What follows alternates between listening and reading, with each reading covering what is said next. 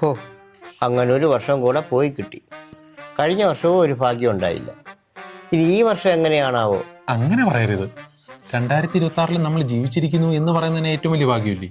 അത് സത്യമാണ്. പക്ഷെ ഈ വർഷമെങ്കിലും എന്തെങ്കിലുമൊക്കെ സാധിക്കണം. നിങ്ങളോട് ഞാൻ കഴിഞ്ഞ വർഷം പറഞ്ഞല്ലേ മനുഷ്യ, പ്രായമൊന്നും ഒരു പ്രശ്നമല്ല ഒരു പെണ്ണ് കെട്ടാൻ. വലിച്ചു കിടക്കുന്നു. പെണ്ണുകെട്ടി സാധിക്കുന്ന കാര്യമല്ല ഞാൻ പറഞ്ഞത്. പിന്നെ എടാ ക്ലാപ്പാ, എന്തെങ്കിലും നാടിന് ഗുണമുള്ള ചെയ്യണമെന്ന്. അതിനെന്താ ചെയ്യാലോ? നമുക്കൊരു 100 വൃക്ഷത്തൈ നട്ടാലോ? എന്തിന്? ആടിനും പശുവിനും തിന്നാനോ? എന്നാ പിന്നെ വല്ല ഷെൽട്ടർ ഹോമിൽ ആരംഭിച്ചു കൊടുക്കാം. എടാ അതൊക്കെ എല്ലാവരും ചെയ്യുന്നില്ലേ? വ്യത്യസ്തമായിട്ട് എന്തെങ്കിലും. വ്യത്യസ്തമായിട്ട് നമുക്ക് ബ്ലഡ് കൊടുത്താലോ? ഈ വ്യത്യസ്തമായ ബ്ലഡ് എന്ന് പറയുമ്പോൾ എന്തോ പാറ്റയുടെ കൂട്ടുള്ള വെള്ള കളറോ? എങ്ങനല്ലേ? എടാ കോപ്പ, എനിക്ക് ഷുഗറും പ്രഷറും ഒക്കെ ഉള്ള, എന്നെ കൊണ്ട് പറ്റത്തില്ല. എന്നാ പിന്നെ നമുക്ക് നമ്മുടെ അവയവം ദാനം ചെയ്താലോ? എടാ കയ്യിലുള്ള കൊടുത്തിട്ട് പിന്നെ നമ്മളെങ്ങനെ ജീവിക്കും? ഇപ്പൊ കൊടുക്കുന്ന കാര്യമല്ല പറഞ്ഞത്, നമ്മുടെ മരണശേഷം. ആ, അത് കൊള്ളാം. അത് നല്ല പരിപാടിയാണ്. അല്ല, നമ്മൾ അങ്ങനെ ഒരു തീരുമാനം എടുത്തു വെക്കുക. വെച്ചു.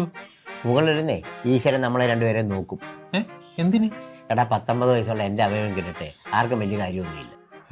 പക്ഷെ 10-30 വയസ്സുള്ള നിന്റെ അവയവങ്ങൾ കിട്ടിയാലേ ആർക്കെങ്കിലുമൊക്കെ ഉപകാരപ്പെടും. എടാ നിന്നെ കൊണ്ട് വീട്ടുകാർക്കോ നാട്ടുകാർക്കോ യാതൊരു ഗുണമില്ല. എന്നാൽ പിന്നെ 4 ചെറുപ്പക്കാർക്കെങ്കിലും ഗുണമുണ്ടാവുകയാണ്. ആണേൽ നിന്നെ നേരത്തേക്ക് നെട്ടിയേക്കാവുന്നേ ദൈവം ചിന്തിച്ചാലേ അതിൽ തെറ്റില്ലല്ലോ. അങ്ങനെയൊക്കെ ചിന്തിക്കൂ. നമ്മൾ ചെയ്യുന്നൊരു നല്ല കാര്യമില്ലേ? ആ, അതല്ലേ പ്രശ്നം.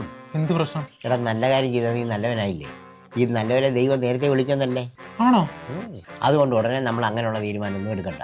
അതിനൊക്കെ സമയമുണ്ട്. ആണോ? എനിക്ക് തോന്നുന്നേ നമ്മളൊന്നും ചെയ്യാതിരിക്കുന്നതാണ് നമ്മൾ ഈ സമൂഹത്തിനോട് ചെയ്യുന്ന ഏറ്റവും വലിയ നന്മയെന്ന്. ലോജിക്കലി അത് കറക്റ്റാണ്. എന്നാൽ ഈ വർഷം നമ്മൾ എന്തെങ്കിലും ചെയ്തേ പറ്റൂ. ചെയ്തിരിക്കും.